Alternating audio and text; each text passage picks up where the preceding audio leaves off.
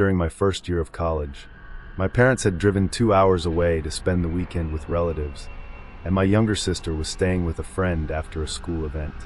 I couldn't go because I had an early shift at the grocery store the next morning. For the first time, I had the house completely to myself. It was late November, already dark by 5:30, and rain had been falling since the afternoon. By 9 that night, I was sitting on the couch with a pizza box on the coffee table, half watching a movie while answering messages on my laptop. Around 9:40, I heard keys, the unmistakable metallic jingle of someone unlocking the front door. Without thinking, I smiled. They must have come home early. Then I remembered. My parents had taken only one car. They were staying overnight. Nobody should have been home. The front door opened anyway. I muted the television. Footsteps crossed the entryway, heavy enough to be an adult. They paused for several seconds, then continued toward the kitchen. I waited to hear my dad call my name. Nothing. Instead, a cabinet opened, then another. Glasses clinked together. It sounded exactly like someone searching through the kitchen. I grabbed my phone and texted my mom. "Did you guys come home?" No reply. I quietly stood up and locked the living room door, something I had never done before. The footsteps stopped. Complete silence. Whoever was downstairs had heard the lock. A minute later, my phone buzzed. My mom replied, "No." "Why?" Every muscle in my body tightened. I typed as fast as I could. "Someone's in the house." Before I could send another message, I heard footsteps again. Slow, deliberate, crossing the hallway toward the stairs. The second floor only had 3 bedrooms and 1 bathroom. If they came upstairs, there was nowhere to hide except inside a closet. I slipped into my bedroom instead and quietly closed the door without latching it. From there I could see part of the hallway through the narrow opening. The footsteps reached the top step, stopped, then continued toward my sister's room. Her doorknob turned. The door opened. A few seconds later it closed again. Next came the bathroom, then my parents' bedroom. Whoever it was wasn't wandering randomly. They were checking every room, one by one. I realized something that made my stomach drop. My room was the only one left. I looked around desperately for something useful. The only thing within reach was my backpack. I slowly slid it toward me without making a sound. Inside was my car key. If I could get outside, I might have a chance. The hallway floor creaked. Someone stopped outside my door. The doorknob moved. Once. Twice. It didn't turn all the way because I had quietly locked it earlier when I came upstairs to grab a charger. Another few seconds passed. Then, the footsteps walked away. I didn't move, not even to breathe deeply. About 2 minutes later, I heard drawers opening downstairs again. This time farther away, near the garage entrance. An idea hit me. Our second-floor hallway overlooked part of the backyard through a narrow window. If whoever was downstairs stayed occupied, I could climb onto the small porch roof outside my bedroom window, drop into the yard, and get to my car parked behind the detached garage. It was risky, but waiting felt worse. I eased the window open. Cold rain rushed inside. The porch roof was slick, but it held my weight. I climbed down carefully, jumped into the backyard, and sprinted across the wet grass. My shoes slipped twice before I reached the car. My hands shook so badly I dropped the keys. By the time I picked them up, I glanced back toward the house. A figure was standing at my bedroom window, watching.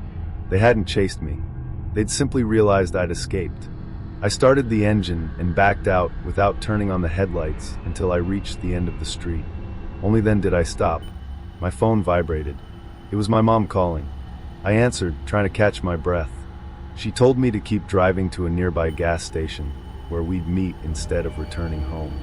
Hours later, after daylight, we finally went back. Nothing expensive had been stolen. The television was still there. The laptop was untouched. Cash was sitting in the kitchen drawer exactly where I'd left it. But almost every room had been disturbed. Closet doors stood open. Drawers had been pulled out. The pantry shelves had been searched. It was as if someone had been looking for one very specific thing, or one specific person. The only thing missing was my backpack. I didn't even notice until the next afternoon.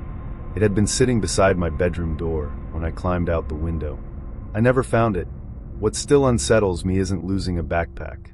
It's remembering that the person never ran after me. They didn't panic. They didn't rush.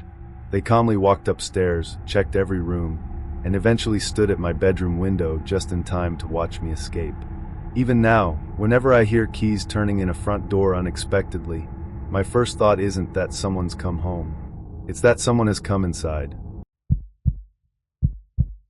This happened when I was 22 years old, during the first winter after my parents moved to another state. I was renting the family house until I saved enough money to get my own apartment. It wasn't a big place, but I'd lived there most of my life.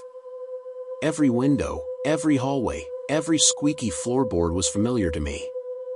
I worked early mornings at a hardware store, so my evenings were usually quiet. I'd make dinner, watch a movie, and head to bed before 11. One Tuesday night, freezing rain had coated everything outside in a thin layer of ice. Around 8:30, I took the trash to the curb. As I stepped back onto the porch, my phone buzzed. A coworker was asking if I could cover his shift the next morning. I replied while standing outside for maybe 30 seconds. When I reached for the doorknob again, it wouldn't turn. I frowned. I always unlock the deadbolt before taking the trash out. I tried my key. It stopped halfway into the lock, like something was blocking it from the other side. I walked around to the back door. Same thing. The key entered, but the lock wouldn't move. I assumed one of the old locks had finally jammed. Then I noticed something strange.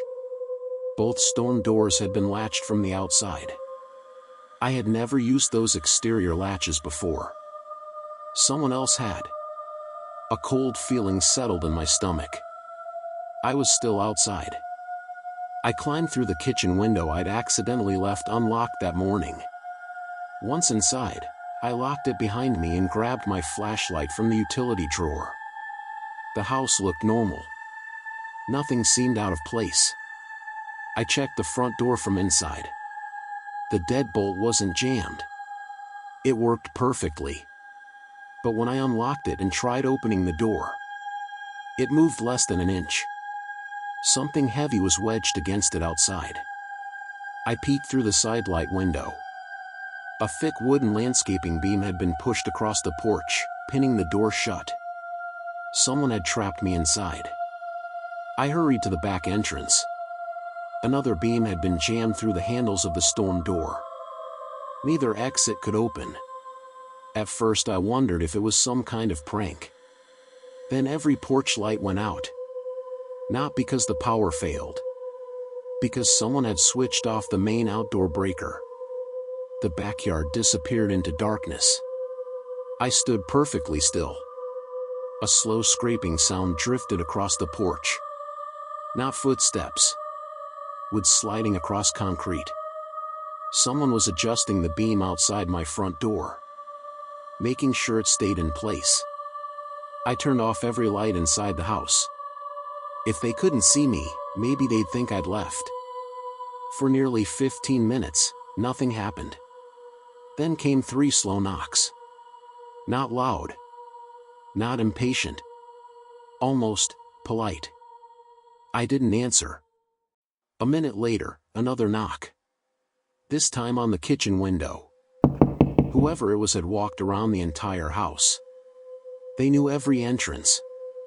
I stayed low beneath the window. The knocking stopped. Then I heard footsteps moving toward the detached garage. A few seconds later, metal clanged. The garage door rattled open. My chest tightened. There was a connecting door from the garage into the laundry room. I had locked it earlier that evening. But it was an old door. The frame had always been weak. I slipped into the hallway and quietly pushed a heavy bookshelf against it. Just as I finished, something hit the other side. Once. Then again. The entire shelf shuddered. Whoever was in the garage was trying to force their way into the house. I looked around desperately. Running upstairs would trap me. Staying put wasn't an option. Then I remembered the narrow basement window behind the furnace. It opened into the side yard. barely wide enough for an adult. I grabbed my backpack and hurried downstairs as quietly as I could. Another crash echoed through the house. The laundry room door was beginning to splinter. I squeezed through the tiny basement window, scraping my shoulders against the concrete frame. The frozen ground knocked the air out of me when I landed. I stayed low, crawled beneath the deck, and circled behind my neighbor's hedge instead of crossing the open yard. Only after reaching the next street did I finally stand up and start running. I never looked back. The next afternoon, I returned with my landlord to inspect the house. The front and back doors were still barricaded exactly as I'd seen them. The laundry room door had deep pry marks around the frame but hadn't given way. Nothing inside had been stolen. Nothing had even been moved. Whoever had trapped me there hadn't come to rob the house. They had come because they believed I'd eventually have nowhere left to go. I moved out less than 2 weeks later. The house has new locks now, and another family lives there. But every winter, whenever I hear someone dragging something heavy across concrete, I remember the sound of that wooden beam scraping across my porch. Because whoever trapped me that night never tried to get into the house first. They made sure I couldn't get out. This happened when I was 21 years old, during my last summer before moving into my own apartment. My parents had gone to a wedding in another city and planned to stay overnight. My younger brother was spending the weekend with friends, leaving me alone until the next afternoon. I wasn't bothered by it. I ordered food, started watching a basketball game, and figured I'd have an easy, quiet night. Around 10 o'clock, heavy rain rolled in. A few flashes of lightning lit up the neighborhood. The power flickered once, twice, then everything stabilized. I barely noticed. About 20 minutes later, I walked into the kitchen for another drink. As I opened the refrigerator, every light in the house shut off. Complete darkness. I sighed, expecting a power outage. Before I reached for my phone, the dining room light suddenly came back on. Only the dining room. Everything else remained dark. I frowned. Maybe one breaker hadn't tripped. It seemed strange, but possible. I walked toward the dining room. The moment I reached the doorway, its light clicked off. At exactly the same time, the hallway light turned on. A chill ran through me. The switches in our house weren't automatic. Someone had to physically flip them. I called out, "Hello?" No answer. I checked the breaker panel in the laundry room. Every breaker was still in the on position. Nothing had tripped. As I stood there, the laundry room light shut off. The living room lamp came on. I stared toward it. Someone was controlling the lights. But how? I grabbed my phone and opened the home automation app. Nothing. Our house wasn't connected to smart switches. Every light was controlled manually. Trying to stay calm, I convinced myself there had to be an electrical fault. Then I noticed something else. Each room only lit up after the previous room went dark. Almost like someone needed the light wherever they were walking. I slowly backed toward the staircase. From upstairs, I could see most of the first floor. If someone was inside, they'd have a harder time surprising me. Halfway up the stairs, every downstairs light went dark. Silence filled the house. Then, the upstairs hallway light came on. My heart nearly stopped.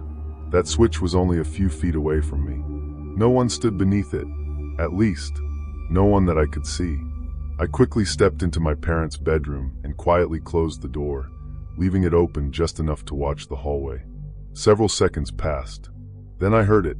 A soft click. Not from a light switch. From the linen closet across the hall. The door eased open. A man stepped out. He wore dark clothes and thin work gloves.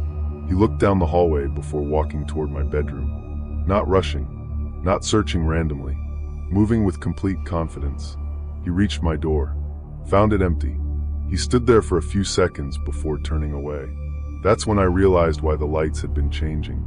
He had been using them to make sure every room was empty before entering it. He wasn't trying to scare anyone. He thought the house was vacant. As he walked downstairs again, I quietly opened the bedroom window. The garage roof sat just below it. I climbed out carefully, lowered myself onto the shingles, and slid toward the edge. Rain soaked everything. The roof was slippery, but it got me into the backyard without making much noise. Instead of running through the front gate, where he'd expect me to go, I crossed into my neighbor's yard through a gap in the fence. Their motion-activated floodlights suddenly came on. The entire backyard lit up. At almost the same moment, I heard the back door of my house open. I didn't look back. I kept moving until I reached the neighbor's porch and pounded on the door. An elderly couple answered within seconds. By the time they switched on every outdoor light, whoever had been inside my house was gone. He hadn't taken anything valuable. At least, nothing we noticed. But one detail stayed with me. The next morning, I walked through the house checking every room. Every light switch downstairs had fingerprints smeared across it. Except one, the switch beside the front door. It had never been touched. Whoever had entered hadn't needed to turn on the first light, because when they came inside, it was already on. And that still makes me wonder how long they had been standing just outside my front door before deciding it was finally safe to come in.